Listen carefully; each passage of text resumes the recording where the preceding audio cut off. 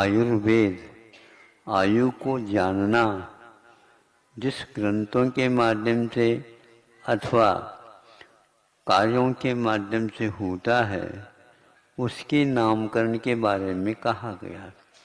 आयुर्वेद का अर्थ है आयुरूप प्राण को अच्छे ढंग से जानना, जो इस जीवन के लिए कारणभूत है अथवा जीवन जिसके आधार पर चल रहा है। उसकी चिकित्सा नहीं होती, किंतु आयु कर्म की कोई चिकित्सा नहीं होती।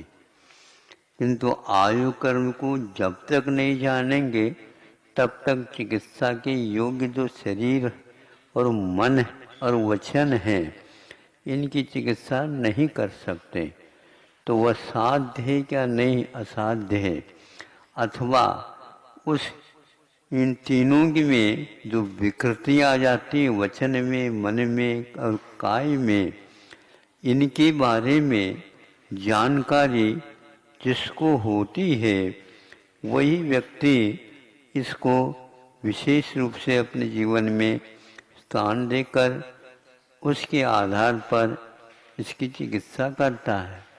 यह आयुर्वेद विश्व में फैला हुआ है, लेकिन यहीं से फैला है। ऐसा नहीं कि बाहर से आयुर्वेद यहाँ पर आया हो, किंतु आयुर्वेद के ग्रंथ और उसके इतिहास को पढ़ने से ये ज्ञात होता है अनेक राष्ट्रों में पहले चूँकि राजा महाराजा रहते थे और उनके माध्यम से व्यापार हेतु अथवा दिग्विजय के लिए आते जाते रहते थे, उस समय चिकित्सा संबंधी जो जानकारी स्थानीय वैद्यों के माध्यम से मिलती थी उनको, उससे वो प्रभावित होकर के कई स्थानों में पढ़ने को उपलब्ध होता है यहाँ की आयुर्वेद चिकित्सा के विषय में कि कौन से देश जो प्रभावित हुए। हाँ, बहुत कम देश हैं जो इनसे कुछ संबंध नहीं रखते। बड़े बड़े राष्ट्र भी इस आयुर्वेदिक चिकित्सा पद्धति से प्रभावित होकर के यहाँ का पूरा साहित्य और वैद्यों को बुला करके आदर के साथ इसको अपनाया है।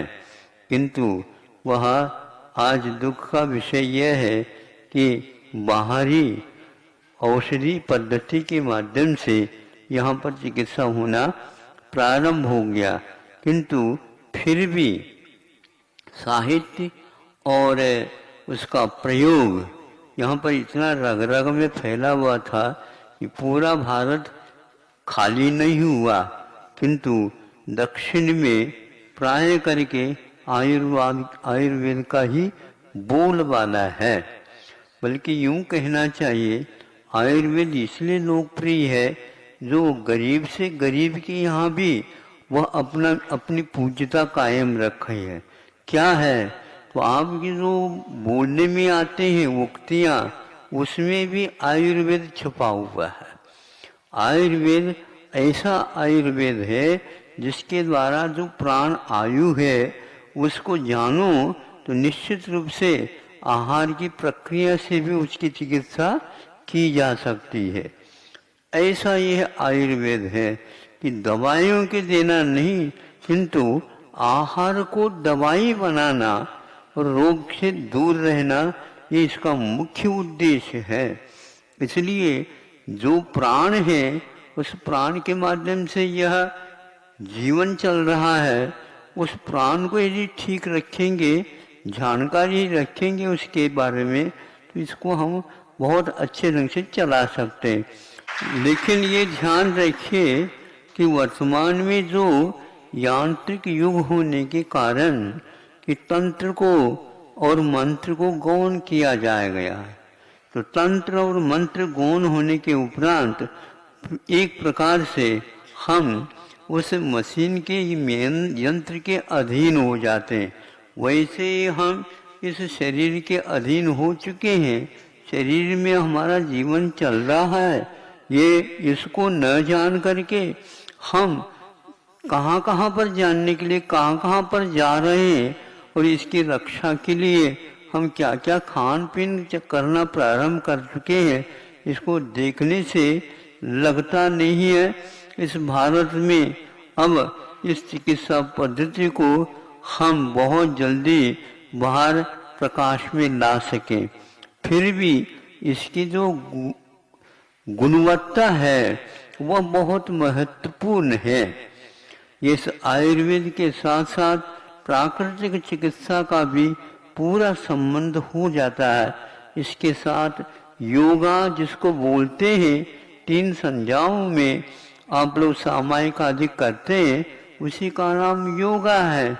योगा और कोई वस्तु नहीं है, मन वचन काय को एक प्रकार से संयत बना करके उससे काम लेना, ये एक है कि आप जैसे बैठे हैं और थक गए हैं तो कहा जाता है कि भैया थोड़े से विश्राम ले लो।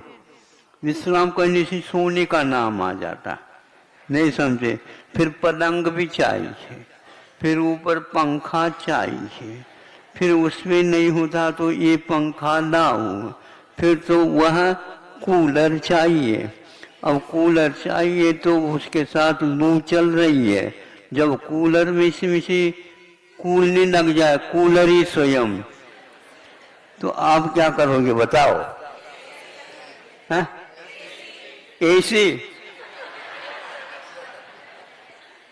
ऐसे बैठो, क्या बात हो गई? हाँ, तो ये यहाँ पर परिचय देना चाह रहे थे, बैठे तो बैठने दो, अपने आप परिचय हो रहा है। ये काय खिलाने, तो इसी के लिए तो आपको बैठने के लिए और सुनने के लिए, ऐसे खाली बैठना नहीं, बैठे बैठे आराम के साथ सुनो। तो वहाँ तो लू चल रही थी, दवाई लेना ही नहीं पड़े, क्योंकि भोजन करना ही तो एक प्रकार से दवाई है क्या नहीं? हाँ, इसको भोजन कहा है। क्षुधा रोग निवारणाय नैवेद्यम निर्वपामी। हाँ देखो, स्वाद तो बोलते हैं आप लोग, अभ्यास हो गया है। तो इसका अर्थ क्या हुआ? इसका अर्थ यह हुआ क्षुधा रोग को निवारण करना है, उसके लिए राजवेद तो संभवनाथ भगवान कहते हैं, तम संभव संभवतर्ष रोगई संतप्त मानस जनस्य लोके आशीर्यः कस्मिक एव वैद्यो यथा नाथ रुजाम प्रशांत।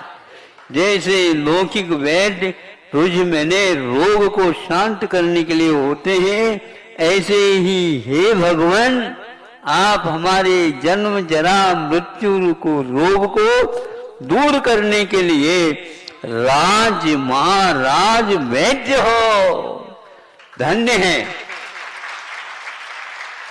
इसलिए ऐसे महान वैद्य हमारे लिए मिले हैं, उनके नाम लो।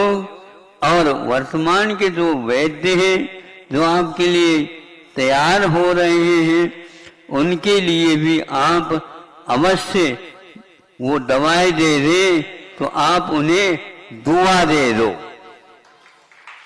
हाँ, क्योंकि उनकी वह विद्या, उनकी वह कला, उनका वह भाव सारा का सारा पर कल्याण में लगे, नहीं समझे, और उनका भी भविष्य सुधर जाए, वहाँ धन की दास न बने, किंतु वह जो धन है वह चेतन धन है, वह सब लोगों के लिए उपलब्ध हो जाए, ऐसे भाव आप करो। कोई भी संसार में रोगी न रहे। ये रोग मुख्य रूप से क्षुधा रोग है जो बार बार भोजन करना पड़ता।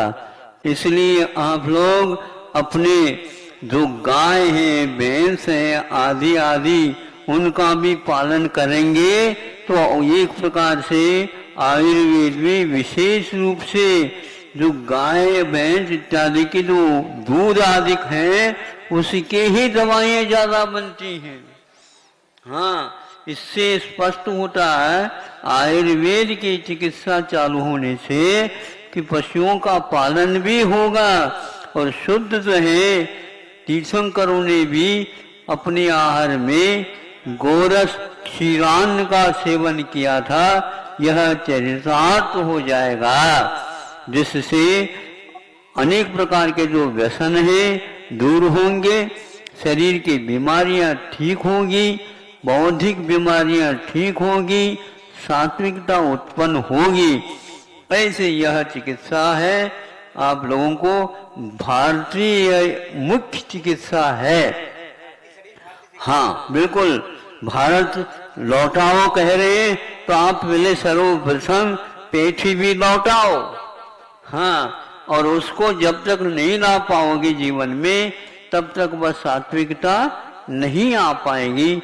आहार को ही औषध बना करके चलाओ, निश्चित रूप से आपकी यह दशा जो गड़बड़ी है, एक एक दिन में हमें 50 व्यक्ति आते हैं, केवल हमें यही सुनना पड़ता है कैसे रोग ठीक हो महाराज, आशीर्वाद दे दो। आशीर्वाद तो दे रहे हैं लेकिन देखा नहीं जाता। ऐसी कम उम्र में भी आप लोगों के दुख को देख करके ऐसा लगता है सही पद्धति की चिकित्सा का अभाव के कारण ये सब हो रहा है। भगवान के ऊपर विश्वास रखो और इस प्रकार की चिकित्सा के कारण हमें बहुत स्वास्थ्य अच्छा मिल जाए और ये सभी छोटे छोटे जो बच्चे हैं ये भी अच्छे ढंग से पूर्ण आयु जी सके। आप लोगों का तो जीवन हो गया, उपसंहार में आ गया, लेकिन अभी उनका प्रारंभ हुआ है। तो इस प्रकार यदि निरोग नहीं रह पाएंगे तो वो कैसे जी सकेंगे। इसलिए उनके लिए भी कुछ सोचो और सोच करके इस प्रकार के चिकित्सा पद्धति को अपनाओ जो भारत की अपनी है, और इसी का प्रचार प्रसार करने में अपना धन का पूर्ण उपयोग करो। मैं जिनके लिए तरसा हर पल वो